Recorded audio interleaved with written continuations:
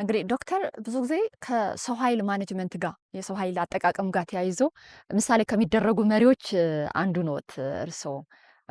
ይሄ ሂውማን ካፒታል ማኔጅመንት የምንለው ላይ ብዙ ስልጠናዎችንም ይሰጣሉ እና እኔ አሁን እርስዎ እንዳሉት ሃይማኖታችን መከበር አለበት፣ አባቶች መከበር አለባቸው። እኔ እንደ አዳማኝ አምናለሁ፣ እርስዎ እንዳመኑት።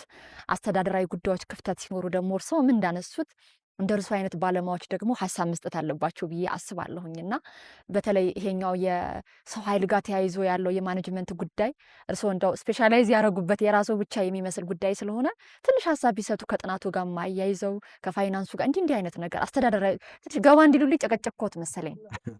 አዎ እየሞከርሽ ነው። እያልሽ እኔ ከእርስዎ ደግሞ ይጠበቃል ብዬ ነው። ደግሞ የቤተ ክርስቲያኗ ሀብት ነው ታዘን የሰራ ነው እና ያን መግለጽ የኔ ጉዳይ አይደለም ብዬ ነው የማስበው። ግን በጠቅላላ እንደ አረጋነት ለመናገር ፋይናንስን በሚመለከት ቤተ ክርስቲያኗ ከመጠን በላይ ሰፖርት ታገኛለች ብዬ አስባለሁ።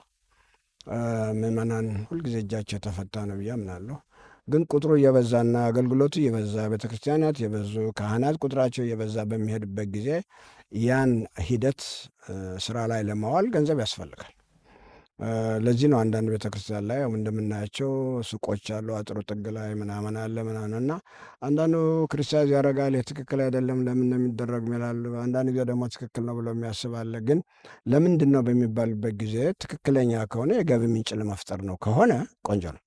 ያ ገቢ መጥቶ ለቤተ ክርስቲያኗ ለምታደርገው ሐዋርያዊ ስራ እያገለገላት ከሆነ ቆንጆ ነው። እንደ ማንኛውም እነዚህ የሚሰሩ ሱቆች ምናምኖች የምንላቸው ነገሮች የሚመጡ ገንዘቦች ትንሽ አግባብ በሌለው መልክ ነገሮች የሚወጡ ከሆነ ይሄ ደግሞ ወቀሳ ያመጣል። ስለዚህ ነው ማንኛውም አስተዳደር ላይ ኔጌቲቭ ነገሮች ይኖራሉ። ፔርፌክት የሆነ ነገር ሊኖር አይችልም። ሃይማኖት ቤተክርስቲያን ስለሆነች ከዛ ያሉት ሰዎች የፋይናንስ ሰዎች ከሌላው ፋይናንስ ጋር የተለዩ ናቸው ብሎ መናገር አስቸጋሪ ነው።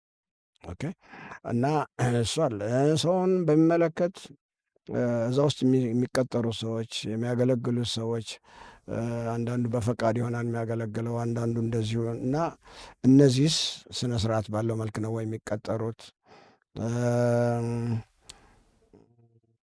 ይህን ማስተማር ቢሆን ድቁና አገኘሽ የሚባለው ምን ስታረጊ ነው? በሌላው ቋንቋ ጆብ ዲስክሪፕሽን መሆኑ ነው አይደለም እንደምን እና እነዚህስ አሉ ወይ? ገንዘቦች ከትንሽ ቤተክርስቲያን ወደ ሴንተር የሚመጡበት ነገር አለ። ገንዘቦች ምናምኖች እና ወደ ታችም አለ። አንዳንዶቹ ቤተክርስቲያናት ምንም ነገር የሌላቸው ገጠር ጋር ብትሄጂ ችግር ያላቸው አሉ። አንዳንዶቹ ደግሞ እንዳጋጣሚ የሆኑ